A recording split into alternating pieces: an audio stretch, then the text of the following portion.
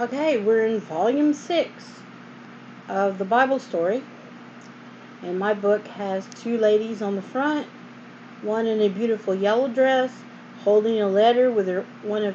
She looks happy and her arms up high, and the lady in the back in the cape in the blue, she kind of looks worried, and they're on a balcony. Okay, we are in part 2, story 9, secret journey. Okay. When Nehemiah rode into Jerusalem with his escort of Persian captains and cavalrymen, a good many people must have wondered who he was and why he had come. Perhaps he had just another he well, perhaps they thought he was just another tax collector, or maybe a wealthy merchant who had hired these soldiers to guard him on his journey. Whatever they had thought, Nehemiah did not satisfy their curiosity. He wanted to see a few things for himself before telling everybody why he had come.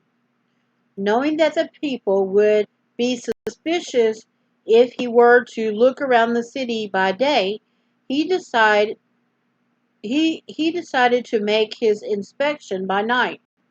And this is how he tells the story. Yeah, there's a book of Nehemiah. Okay? I rose in the night, and I and a few men with me, neither told I any man what my God had put in my heart to do at Jerusalem. And then it's got three dots. And I went out by night by the gate of the valley, even before the dragon well, says dragon well, and to the dung port, and viewed the walls of Jerusalem, which were broken down, and the gates thereof were consumed with fire. Dragon gate. Must be a warm spring. Or dragon well. Must be a warm well. Then I went on to the gate of the fountain, and to the king's pool. Here before he had to dismount, for there was no place for the beast that he was under me to pass. There was no place for the beast was under that was under me to pass. Okay. Sorry, I have to repeat. It takes a while for my brain to click with my mouth. Then I went up in the night by the brook and viewed the wall, and turning back and entered by the gate of the valley, and so returned. it was it must have been an eerie journey, as in the dim moonlight the little group of men made their way between huge boulders, scattered stones, and heaps of rubbish overgrown with moss and weeds.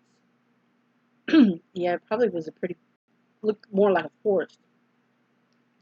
Many times they must have thought of the days of Israel's glory when David and Solomon built Jerusalem and and honored made it known and honored throughout the world. Nehemiah was shocked by what he saw. Such an utter ruin, such an awful desolation. It seemed hard to believe that almost 90 years after the first captives had returned in the reign of Cyrus, there should still be all this mess and so little done to rebuild the walls of the city. Surely God could not be pleased to see the capital of his Israel in such a sad state. It kind of still looks the same now. It's got more modern stuff. And of course, it has an illustration here of them going at night. I'll pull it back a little bit. It has the R, so Remy. I think Remy is that guy. It has a big R. Okay.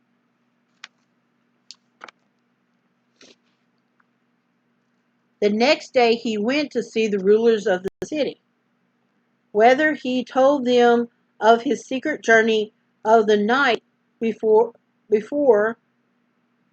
the Bible doesn't say. But we do know that he talked eagerly about the needs to rebuild the walls. And then we go into King James.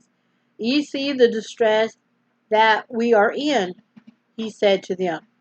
How Jerusalem lieth waste, how Jerusalem lieth waste, and the gates thereof are burnt with fire. Come and let's build up the wall of Jerusalem, that we be no more a reproach.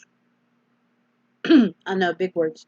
Us not be, let the city look better than what it does.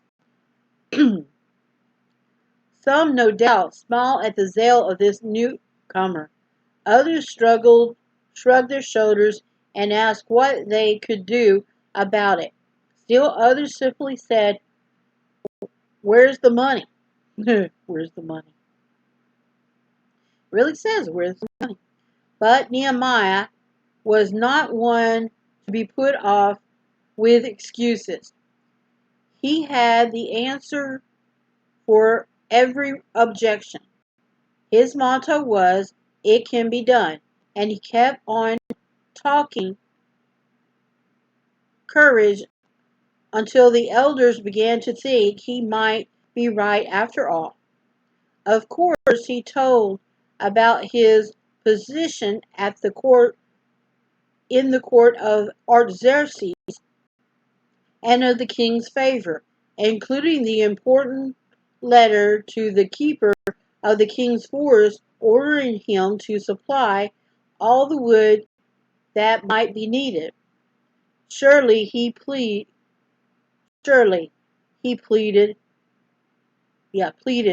this must be the time to act.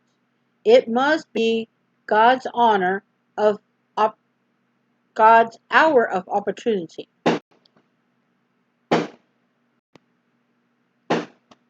Then with the shining eyes and face aglow, he cried, let us arise and build. The rulers were convinced. They liked this man who had suddenly come among them. He had something. He had something. Clearly, he was a born leader.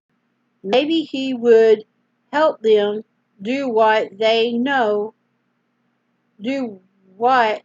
had known for a long time should be done. They caught his spirit. Soon they were talking courage too. So they strengthened their hands for this good work. And then it has a picture of him, Nehemiah, talking with them. A really, really small picture. And yeah, it's not my camera. It's the way the book is set. Okay, and that was the end of part 2, story 9. And I'm sorry about the boom, boom, booms. It's a holiday season right now, and the neighbors don't know that I'm reading, and so it wasn't what you thought. Some of you thinking it was something else, but it was fireworks. That was what was going on. Fireworks. Okay, so, and that was the break. It's time for a break, so I'm going to break, and I'll see you in a little bit.